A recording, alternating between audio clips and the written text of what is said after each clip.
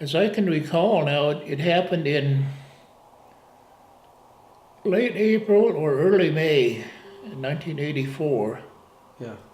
What caused the major part of the flooding was the warm weather. We had a big snowpack that year on the watershed coming into the East Fork of the Owyhee. We had some really high temperatures, and that caused a large snow melt, and it just flooded everything. Well, even into the dam, there was a lot of water coming into the dam because they had a lot of snowpack that ran into the reservoir, and it was spilling quite a bit of water at that time. Yeah. So anyway, that created a lot of problems because of the tributaries between here and the reservoir. I don't know, we've probably got about 10 tributaries that put in a lot of water into the river at that time. Yeah. A lot of debris came down through the river and it was hanging up on the pilings.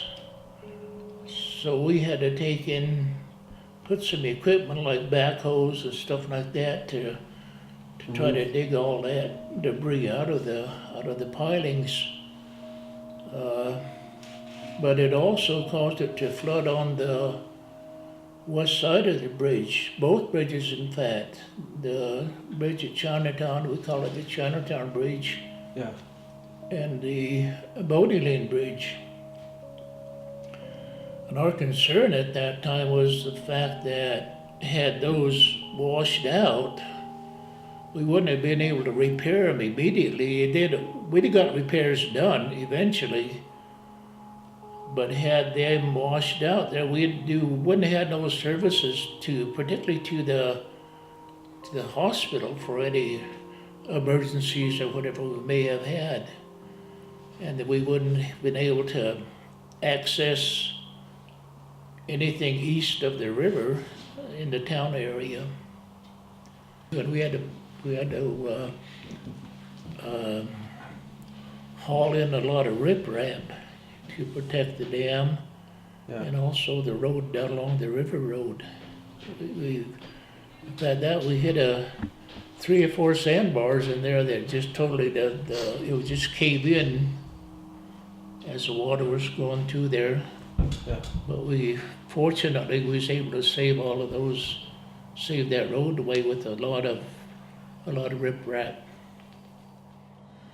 We almost lost this road in about 3 or 4 places because these sandbars in here, they just sloughed down into the water. So that's diversion dam. Yes, the water it is, coming yeah. over diversion Yeah. dam, and it. Oh, that. Yep. See, there's some debris in here, a little bit of debris you can see.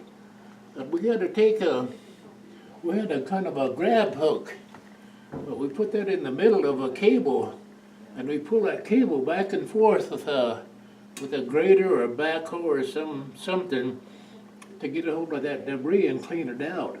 In other words, actually there's a catwalk underneath there Yeah. that you can't see, and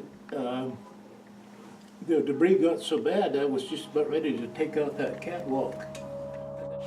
Well, the dam is designed as what they call a double curvature dam, and it's curved into the face of the walls here, plus it's a curvature this way, and all that force from the water, and it probably does expand at certain times. It'll press up against the rock wall on the north or the east side, and also on the west side of the dam. So as far as the breaking, I doubt that would ever happen.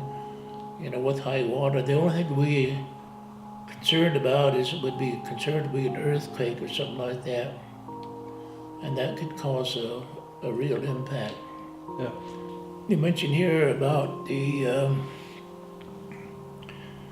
dam breaking, and I would, because of the design of the dam, I don't think that would ever happen. But there's also what they call inundation studies that have been done, depending on the amount of water in the dam and how it would flood the valley. And it would dissipate by the time it got down here. And we'd get a lot of water, but it really wouldn't be enough to create a lot of damage.